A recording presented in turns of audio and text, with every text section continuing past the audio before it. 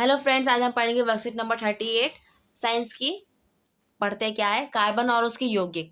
Carbon के अपर रूप क्या होता है? किसी एक तत्व के विभिन्न रूप होते हैं जिनमें भौतिक गुणधर्म तो अत्यंत भिन्न होते हैं, जबकि उनके रासायनिक गुणधर्म एक समान होते हैं। अपर रूप क्या होते हैं? एक ही तत्व के विभिन्न रूप होते हैं। जैसे आप देखिए, जैसे पानी होता है, पानी का क्या होता है एक अपर रूप? कैसे? बर्फ है, पानी है, भाप है। तो वैसे ही जो कार्बन है उसका क्या है, उसके भी अपर रूप है। कौन कौन से है? ग्रेफाइट और हीरा। तो इसके क्या होता है, भौतिक गुणधर्म तो अत्यंत भिन्न होते हैं, लेकिन इनके रासायनिक गुणधर्म क्या होते हैं? समान होते हैं। तो अंतर के आधार पर अंतर क्या हुआ है? कौन कौन सा? ग्रेफाइट और हीरा के बीच में संरचना क्या है? दूसरे के ऊपर व्यवस्थित षटकोणीय तल। जो ग्रेफाइट होता है एक दूसरे के ऊपर षटकोणीय तल के व्यवस्थित होता है, और हीरा जो है दृढ़ त्रिआयामी संरचना। इसमें हम देखते हैं, देखिए जो बीच में है वो ग्रेफाइट की संरचना दी हुई है, कैसे ये संरचना होती है। और इस तरफ में क्या दी गई है? हीरे की संरचना दी है कि हीरे के जो अणु होते हैं वो किस तरीके से एक दूसरे के साथ जुड़े हुए होते हैं। आगे दिया हुआ है आबंध क्या है? कार्बन के प्रत्येक परमाणु का आबंध कार्बन के 3 अन्य परमाणुओं के साथ होता है। इनमें से एक आबंध द्विआबंध होता है। जो ग्रेफाइट होता है उसमें क्या होता है, हर एक कार्बन क्या होता है अपने 3 अन्य परमाणु से जुड़ा हुआ होता है, और उसमें से एक आबंध क्या होता है? द्विआबंध, यानी कि 2 इलेक्ट्रॉन को वो साझेदारी करता है। हीरा में क्या होता है? कार्बन का प्रत्येक परमाणु कार्बन के 4 अन्य परमाणु साथ आबंधित होता है, जिससे ये द्विआयामी संरचना बनाते हैं। इसमें क्या होता है, हर एक कार्बन 4 अन्य परमाणु के साथ जुड़ा हुआ है। रूप क्या है? चिकना फिसलनशील। जो हमारा ग्रेफाइट है वो क्या होता है? चिकना फिसलनशील होता है। और हीरा क्या होता है? सर्वाधिक कठोर पदार्थ है। चालकता मुक्त इलेक्ट्रॉन के कारण क्या होता है? सुचालक होता है ग्रेफाइट, और हीरा क्या है? कुचालक है। उपयोगिता क्या क्या है? स्नेहक और पेंसिलेट। स्नेहक यानी कि जो ग्रीस होता है जिसे हम शटर में लगाते हैं, और पेंसिलेट यानी कि जो पेंसिल से हम लिखते हैं, जो उसके अंदर लेड होती है, वो है ग्रेफाइट की बनी होती है। और हीरा का इस्तेमाल क्या होता है? काटने के उपकरण, जो उपकरण काटने के लिए इस्तेमाल किया जाता है उसमें हीरे का इस्तेमाल किया जाता है। और आभूषण बनाने, यानी कि जैसे हीरे की अंगूठी, उसे बनाने में क्या होता है? हीरे का इस्तेमाल किया जाता है।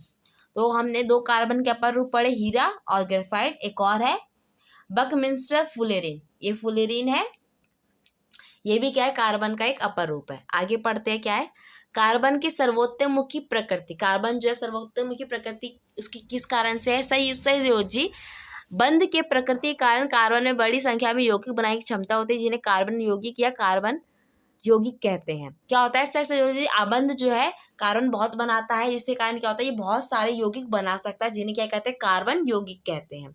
श्रृंखलन है, कार्बन में कार्बन के ही अन्य परमाणु के साथ आबंध बनाने की अद्वितीय क्षमता होती है, जिनसे बड़ी संख्या में अणु होते हैं, बनते हैं, और इस गुण को श्रृंखलन कहते हैं। श्रृंखलन क्या होता है? एक कार्बन दूसरे कार्बन के साथ जुड़ता है, दूसरा तीसरे के साथ जुड़ता है, तीसरा चौथे के साथ जुड़ता है। जैसे हम कहते हैं ना, ह्यूमन चेन बनती है, यानी कि आदमी एक दूसरे का हाथ पकड़ता है, दूसरा तीसरे का हाथ पकड़ता है, तीसरा चौथे का हाथ पकड़ता है। वैसे क्या करता है कार्बन? एक दूसरे के साथ क्या करता है? ऐसी आबंध बनाता है और एक श्रृंखला बनाता है बहुत लंबी। सिलिकॉन हाइड्रोजन के साथ यौगिक बनाते हैं, जिनमें 7 या 8 परमाणु तक की श्रृंखला हो सकती है, लेकिन ये यौगिक अति अभिक्रियाशील होते हैं। क्या बता रहा है कि सिलिकॉन जो होते हैं क्या करते हैं? वो हाइड्रोजन साथ अब यौगिक बनाते हैं, लेकिन ये 7 या 8 से ज़्यादा इसकी परमाणु की संख्या नहीं होती, लेकिन ये क्या होता है? बहुत ज़्यादा अभिक्रियाशील होते हैं।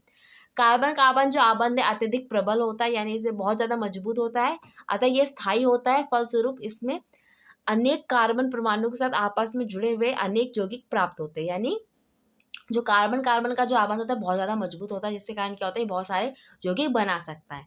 आगे है चतुस्संयोजकता। कार्बन में 4 संयोजी इलेक्ट्रॉन होते हैं। इनमें कार्बन के 4 अन्य परमाणु ऑक्सीजन, हाइड्रोजन, नाइट्रोजन इत्यादि के साथ आबंधन बनाने की क्षमता होती है। यानी कि जो कार्बन है वो खुद कार्बन के साथ, ऑक्सीजन के साथ, हाइड्रोजन, नाइट्रोजन के साथ क्या कर सकता है? आबंध बना सकता है। कार्बन द्वारा प्रबल आबंधों का निर्माण का एक कारण इसका छोटा आकार है। इसके कारण इलेक्ट्रॉन के साथ सहभागी युग्मों को नाभिक मजबूती से पकड़ा रहता है। नाभिक क्या होता है? बीच में मौजूद होता है, जिसमें क्या होता है? प्रोटॉन और न्यूट्रॉन होते हैं, और इलेक्ट्रॉन क्या होता है? कोश में मौजूद होते हैं। तो नाभिक क्या करता है? इलेक्ट्रॉन को आसानी से उसे पकड़ के रखता है। लेकिन जब बड़े परमाणु वाले तत्वों के साथ आबंध बनता है तो क्या होता है? वो अत्यंत दुर्लभ होता है, क्योंकि इसमें क्या होता है? नाभिक जो मजबूती होती है वो उसकी दूरी के कारण क्या हो जाता है? वो आसानी से उसे छोड़ देता है। इस वजह से वो ज़्यादा स्ट्रांग, ज़्यादा मजबूत नहीं होता। आगे पढ़ते हैं। शुद्ध कार्बन को अत्यधिक दाब, उच्च दाब और ताप पर उपचारित करके हीरे को संश्लेषित किया जा सकता है। यानी कि हम भी क्या कर सकते हैं, कार्बन को उच्च दाब करके और उस पे ताप लगा के क्या कर सकते हैं, हीरे में बदल सकते हैं। लेकिन ये संश्लेषित हीरा जो है आकार में छोटे होते हैं, लेकिन अन्यथा ये प्राकृतिक हीरों से अभेदनीय होते हैं। ये बनने के बाद क्या होता है, छोटे ही होते हैं, लेकिन इसे हम बता नहीं सकते कौन सा असली और कौन सा नकली, यानी कौन सा प्राकृतिक और कौन सा इंसानों द्वारा बनाया गया। फुलरीन कार्बन अपर रूप का एक अन्य वर्ग है जिसमें सबसे पहले C60 की पहचान की गई थी। इसमें कार्बन के परमाणु फुटबॉल के रूप में व्यवस्थित है, जो कि अमेरिकी आर्किटेक्ट बकमिंस्टर फुलर द्वारा डिजाइन किए गए जियोडेसिक गुंबद के समान लगते हैं, इसलिए इसके अणु को फुलरीन नाम दिया। क्या था, फुलरीन जो है कार्बन का अपर रूप है। इसमें क्या होता है, C60 यानी कार्बन के 60 अणु है, और इनका रूप कैसा है, इनका फुटबॉल के रूप में ये ढला हुआ है, व्यवस्थित होते हैं, और ये जियोडेसिक गुंबद की तरह दिखते हैं। और इसे किसने बनाया था, बकमिंस्टर फुलर ने बनाया था, इसलिए उनका नाम भी क्या रख दिया गया, अणु को क्या रख दिया गया, अणु का नाम फुलेरिन रख दिया गया। ठीक है, आगे हम क्वेश्चन करते हैं। पहला क्वेश्चन है, कार्बन सर्वोत्तममुखी प्रकृति क्यों दर्शाता है। जो कार्बन है वो सर्वोत्तममुखी प्रकृति क्यों दिखाता है, तो इसका कारण, इसका आंसर मैंने लिखा है, कार्बन श्रृंखला और चतुर संयोजकता के कारण क्या कहता है, सर्वोत्तममुखी प्रकृति को दर्शाता है। ठीक है, आगे क्या कहता है क्वेश्चन, कार्बन में परमाणु अधिक संख्या में यौगिक क्यों बनाते हैं। कार्बन के जो परमाणु हैं अधिक संख्या में यौगिक आखिर क्यों बनाते हैं, तो इसका आंसर है, सहसंयोजी आबंध की प्रकृति के कारण कार्बन बड़ी संख्या में यौगिक बनाता है। तीसरा क्वेश्चन कह रहा है, फुलरीन में कार्बन परमाणु की न्यूनतम संख्या क्या है, उसका आकार बताइए। फुलरीन में कार्बन की न्यूनतम संख्या क्या है, 60 है, और उसका आकार क्या है, फुटबॉल की तरह है। ठीक है, आगे कह रहा है, एक बच्चा दोनों ओर से पेंसिल को छीलकर बैटरी के साथ टर्मिनलों में जोड़ देता है, क्या परिपथ में विद्युत धारा प्रवाहित करेगी, कारण बताइए।